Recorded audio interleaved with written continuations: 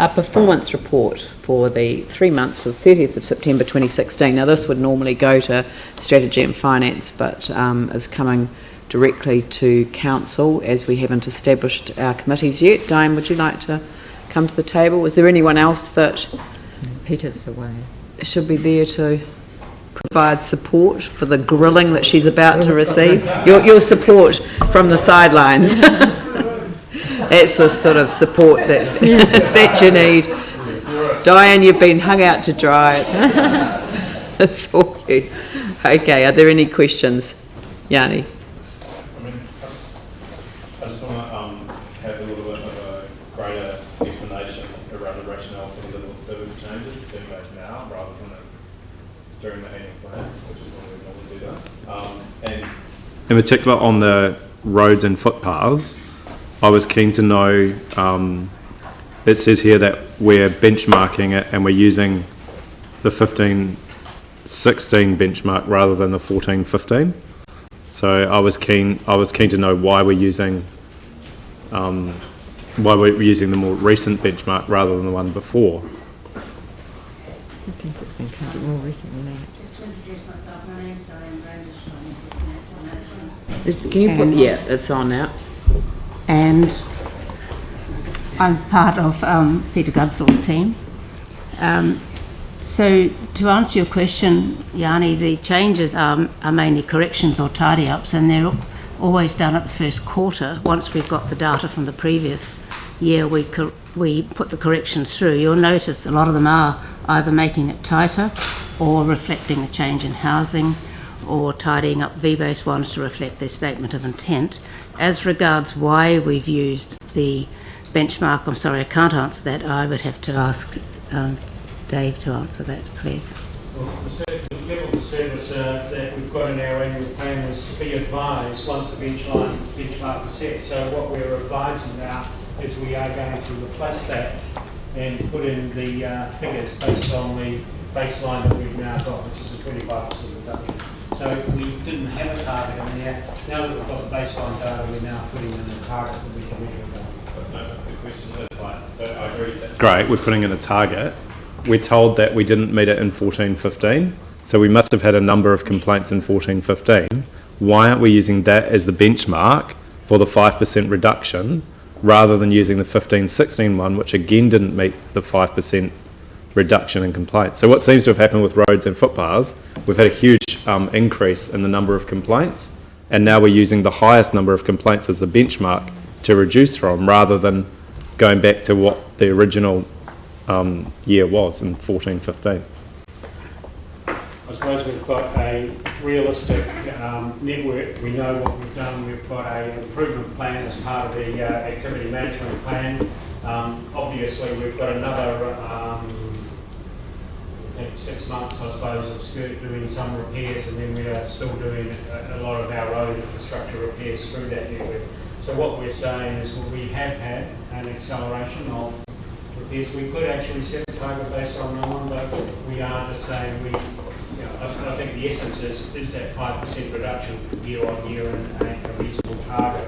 And we are saying, yes it is. However, we've got to start from a baseline. 5% of a target that was 2 years ago is not really a reduction we normally measure off the year before.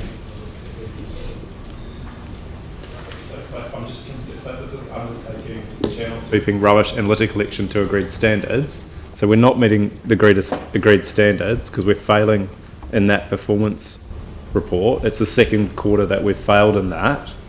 So rather than just like keep failing, I want to actually address why we're not meeting that standard and what resources you need to actually meet the standard, rather than just putting a higher level of complaints in, which I actually don't support. So what do you need to actually get on top of that channel sweeping, litter collection and rubbish collection to actually reduce the number of complaints? Council's asked for a specific report, and they've asked for that report to come back to you in December, which is what we are targeting. That doesn't only cover roads, it also covers parks and reserves, because there's an overlap, particularly around litter, and my team and Mary's team are pulling that report together as it is. You did ask for it, I can't remember, a meeting or two ago, and you said you would like it back for the December meeting, so that's where we're targeting that exact report. Okay, and can I just finally on that specific issue, and I have one other question around just the general changes to the organics collection and the other ones, but can I just check, because we were told at the community board that the levels of service had been changed to reduce the frequency of channel sweeping. So obviously if you reduce the level of service, the frequency of channel sweeping, you get more complaints. So I would like to propose that we actually reinstate the level of service, the frequency that we had, rather than have a reduced frequency, because that seems the more sensible thing to do to address this issue. Come back in the report on channel sweeping. Okay. I think we move back to channel sweeping.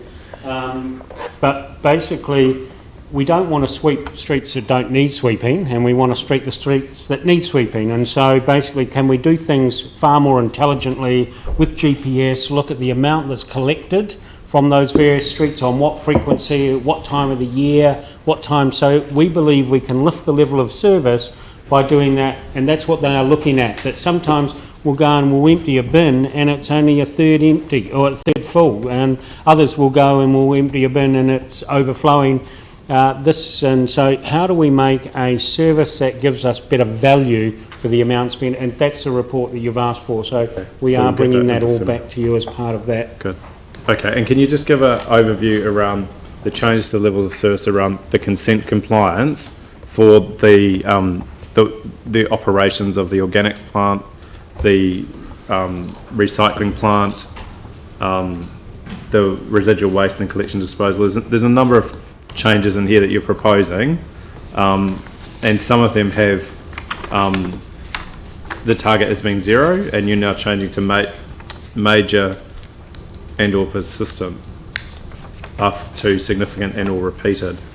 So can you just explain what that's doing in terms of Dave can answer better than I, but it looks to me like we're making it tighter, which surely must be better. If I can say, Councillor, that we can answer these far better if we get them in advance, because then we can have a chance to investigate it and come back to you with all the answers. It's quite hard to have the top of head answers to all of these, some of which are quite detailed. I did put them through last night, just to get a bit more rationale. I can confirm that they are tightening, and it brings all of those in a consistent methodology that people terminology that everyone understands, but they are a tightening of those rather than a weakening of those. And certainly, while Peter's not here, our corporate performance planner is pretty tight on actually making sure that he believes that that's what we're doing. So we are certainly not bowing away from performance. We are, I believe, improving the measurement of performance on all those measures. But as you'll see, there's consistency then across the whole of those resource consent issues. Glenn and then Vicky. Thank you. Morning, Diane. I had a couple of questions under the financial summary over the capital expenditure. Just to say, I'm not convinced that we will catch up. So it says, look under 4.17. I look there, it proposes. Okay, rightio. Page 59 and 60. So it proposes that we will spend another 450 in 3 quarters. I just can't see it happening based on history. Actually, page 61. Yeah. Unless that's straight out accounting as opposed to actual delivery, I can't see how that will happen. At this stage of the meeting, can I say, at this stage of the year, we tend to report what the capital program people believe will happen. Yeah. And I know there's a lot of work going on bringing a lot of the key projects forward, but we do expect some of the program work to fall back later in the year. Right now, I'm not panicking from a financial point of view, and we'll report it as the year progresses. But Dave, I'm sorry I cut across you. You were going to say something. Yeah, the program's around about 7 months ahead of where it was. If you look at the amount of the program that's in the market or been let than what it was this time last year. And so we believe some of it. A good example would be all the reseals. Some of the reseals didn't go out last year until March. It's all out of the market, all been done. It will be done over the summer months because it's a better time to do that kind of work, so you will see that work done. So if you look at the stuff and where the capital program is through those various gateways, we are well ahead of where we were last year. And we are also now brought forward our program for the 17-18 year.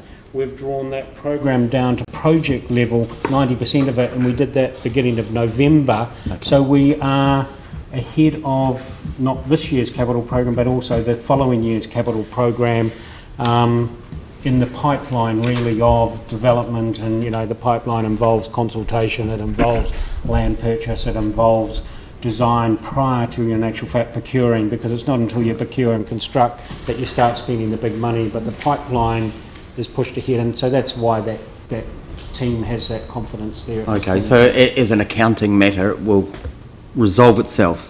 I believe so, but rather than it being a straight out delivery of 450. Who's obviously, he's far more across it than I am, but right. I just look at the history and I know what tends to happen is that a lot of work is delayed for good reason. I accept clearly they're ahead of where we've been in the past, but a lot of the projects do get delayed, and so I'm expecting it to fall back in line with budget. Okay, and I'll just add one more, 4.13 page 60 as well. The initial rate strike was higher than budget. It's uncertain at this stage whether this is a permanent change. I just wonder what that means. There's a $10 one end. So we're rating more than what we actually need? Is that what that's saying? And the implications of that for the next annual plan? Under Sorry, slight technical. I think that needs a higher than usual fine. That's not worth $5, that's worth heaps more than that. It's a cheesecake. A bit rough for new equipment, but... Yeah, I know. So Craig, how many seconds was that to fix it? No, mine will probably do it now, so I just... We do have that order in council still in place, which means that we can rate properties as they are completed. You'll recall after the earthquake, there was the order in council which said as houses were demolished, you reduced their rates down just to the bare land. And the reverse of that is that now that we're getting out of that phase and houses and buildings, some of the central city are being completed, we can rate people during the year, whereas in the past it was only every July. So when we set the budget, we try to estimate the amount of new work coming on. At the moment, we're slightly ahead of where we thought we would be, but there is a fair chance that that will drop off as the year progresses. Because when I first read it, it could look like we're collecting more money than we actually need. At this moment, we are, but others, and particularly now that the central city is starting to be finished, you know, like the building where Price Waterhouse are, for example, it's hard to estimate when that might happen. Yeah, okay. Thank you. Vicky and then Sarah. Just a general process one, and it may be more to Colleen or Leanne. Just in terms of these measures, so for example in the vehicle fleet we've got a fit for purpose compliant vehicle fleet, but one of our ambitions is to sort of take leadership on electric vehicles, and in terms of the water management it's to ensure that our streams and waterways are much clearer. And I'm just not sure that we've captured in these measures the objectives that we have. And I know when we come to do these measures that it's sort of at the end of the budget process and we look at them and think, And I'm just wondering if we couldn't sort of drive through the objectives that we want to achieve into these measures so that we're actually measuring the things that are most important. Because some of these, when you look through all the things that we measure, are perhaps not as important as they used to be, and others are more important. I do know that something that Peter Ryan is very focused on and very much across, and I'll defer to you, Carleen, but it's certainly so we're an reviewing improvement those process. now, and it'd be helpful to have those directions so that we can incorporate those objectives into that. But what we want is really to check. We measure a lot of things, and some things actually we can't measure. So they're proxies. So it's about what can we measure, what can we measure relatively easily, and what will make a difference. I'm just wondering if there's an opportunity at some stage prior to the whole budget being done to actually drive through the objectives into the things that we do measure. Yep. Because I think sometimes we miss that step. Yeah. Well, we might be able to do that as part of the annual plan process this year. Yeah. Thank you. Sarah? Thanks. I've just got a question about the change to the level of service and housing. Sorry that it's late and I've just come up with it now. But we're looking at, this is identify options for council to facilitate the development of youth housing, delete the target is no longer relevant due to the transition of the CHIP. And yet last week we established a new housing policy which talks about youth housing. And so that's page 72. I'm just sort of looking at whether we need to keep those kind of things in there if we've got now a new priority for council on those, or whether the housing policy is then going to hand everything that it wants, that we want, to the CHIP. I'm sorry, I can't answer that now, but I'm happy to follow up on it and come back to you. Because there's a few housing ones in there that directly relate to the new housing policy, and there seems to be a bit of a conflict with where that lies. So as part of the annual plan review, we'll also need to look at those things and what sits appropriately outside the organisation and what supports the housing, for instance, the housing policy. Yeah, great. Yeah. I completely overlooked that one. Yeah, just in relation to that one, I think the tenant satisfaction ones can easily go to the CHIP. Go to the CHIP. The provision of youth housing is probably not one that you want to delegate, because actually as a council we can do a raft of other things, and some of it will be funding that won't be there in the CHIP for quite some time, and I'm not sure that you want to drop those ones out. No. Just yet, having adopted a policy a week ago. Yeah. This was probably prepared prior to sign off. It also depends just which departments are talking to each other in the council. So, you know, financial and... Yeah, I think the tenancy ones could policy. easily go there, not the policy ones, because there will be means that we can do that by, as a council, as well as the CHIP. Well, is that only 18.013, just to clarify, so we know exactly, you want to retain 18, I'm on page 72 of my little iPad, 18013? 18.0.6, 18.0.12 and 18.0.13. Okay. So just leave them on. We can deal with them in the annual plan. So it's only a matter of... The 1806 is a relationship that we have because we had a whole pile of head tenancies in our social housing, which we've transferred that to the CHIP. And that was related to our relationship with the houses that they rented off. So 1806 may need to go. All right. But 12 and 13, we're That's happy fine. with. Yep. So it's just the .12 and the .13. Yep. All right.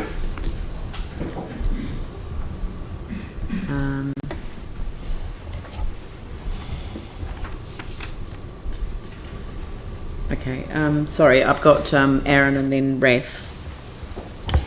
Yeah, mine's kind of a health and safety one and around our ability to deliver services like street sweeping, mowing lawns, so on and so forth. And it's kind of how many people does it take to change a light bulb? One, to do it, two, to say are they doing it safely?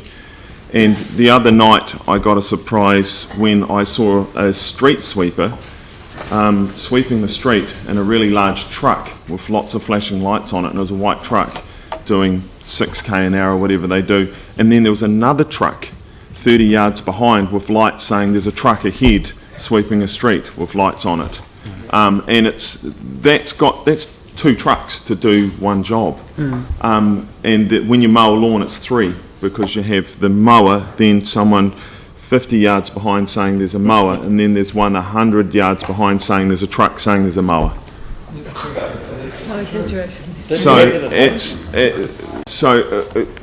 I know the mowing one's been around longer than the new health and safety legislation, but this is very expensive. But it's been going on for years. Yes. It's actually just the way things are done. Yes. And but the rubbish sweeping one's new. This is the first time I've seen two trucks sweeping.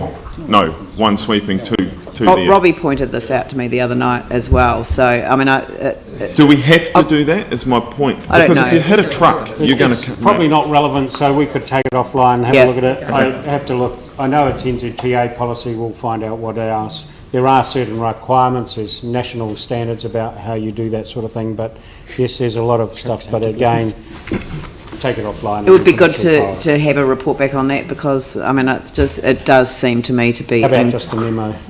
A memo? Yeah. A memo would be an email. lovely. Thank you. Because the public are questioning it a lot. I know, They and well, so my husband's a member of the public. He said Because exactly the same technically thing. they're doubling the odds of hitting a truck because you've got two trucks.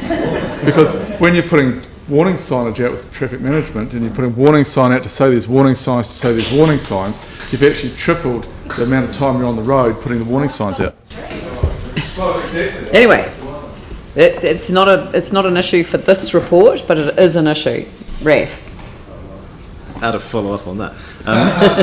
Page 67, bottom of the page, the parking measure. So it says optimise operational performance, whatever that means.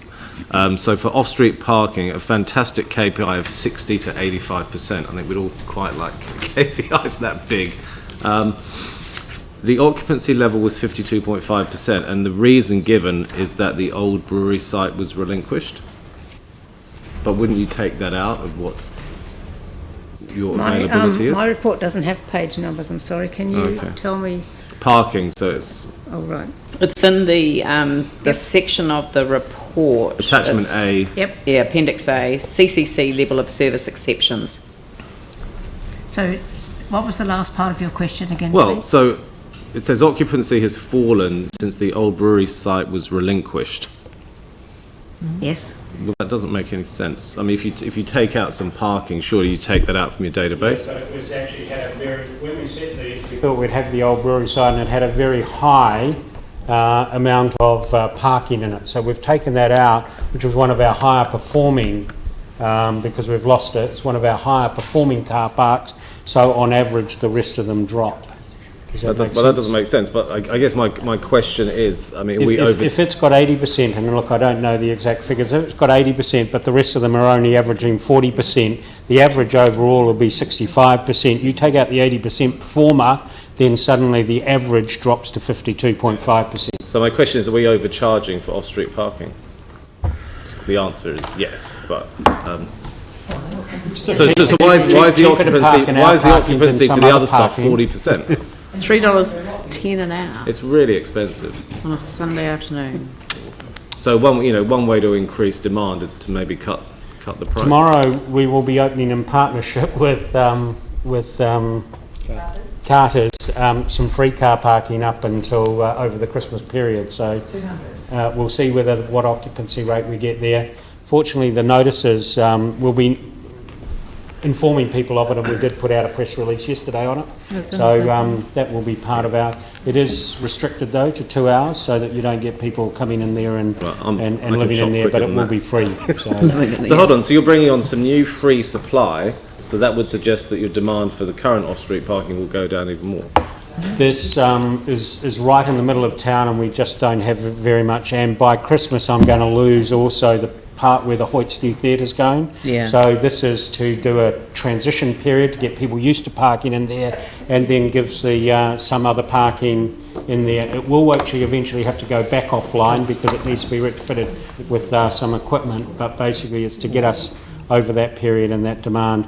Yes, because we're not charging because there's a relationship between ourselves and Carter and part of that agreement. That's good, but it's slightly not quite the question I was talking about, which was actually, are we charging too much for off-street parking? Yeah. I'll leave that one hanging. But you set the fees. Oh, really? Yeah. Okay, in that case, well, that's pretty easy. Part of the fee setting process as part I'd like to move a resolution. We delegated it to staff to have flexible Annual fees based on demand. Huh? We delegated it to staff to have flexible fees based on demand. So it should be going down if the occupancy isn't good, and it would be good for like this report to have said something like, as a mitigation measure, we're going to reduce the amount we're charging. But there's other places in Addington as well where we have off-street park. It's not just Central City. We've taken leases that are costing us a lot of money. So it would be good to get some thinking around that. We'll follow up on the parking as part of the annual plan. We don't actually have to deal with everything in the first 3 weeks of the new council meeting, so we'll get there. All right, so would someone like to move that we receive the information in the report, but that we amend the removal of those 2 levels of service, so that needs to be documented, that because this just receives the report, but we're not, we need a resolution to remove the 2 to retain the 2 levels of service that we identified before. Also made an additional resolution as well, that the district planning level of service remains as well, which is 9.5.3. Sorry, on what basis? Well, we haven't had any discussion about what we're doing with district planning, and we understand what's happening to that resource in terms of regeneration plans or whatever other work programs we have around it, rather than just delete it. Yeah, I agree.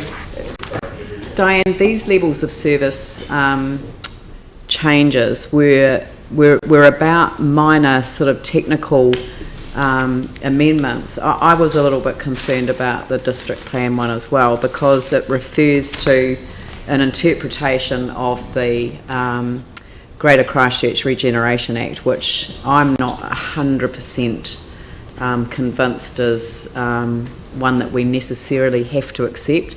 So, and if you look at that level of service, it's actually a lot more than just contracts. It's research, it's a whole bunch of other things that go around the planning.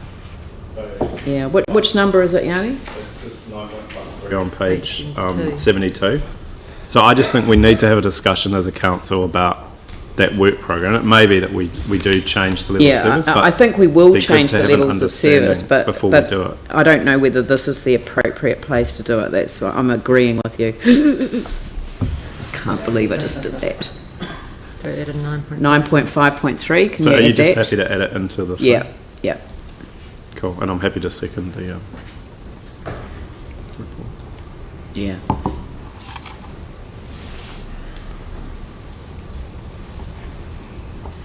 That's great, thank you. Okay, so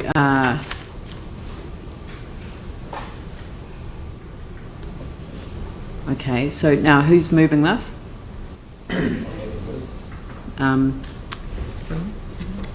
Glenn and Sarah. Glenn and Sarah. I'll put that motion. All those in favour say aye. Those opposed say no. That's carried. Thank you.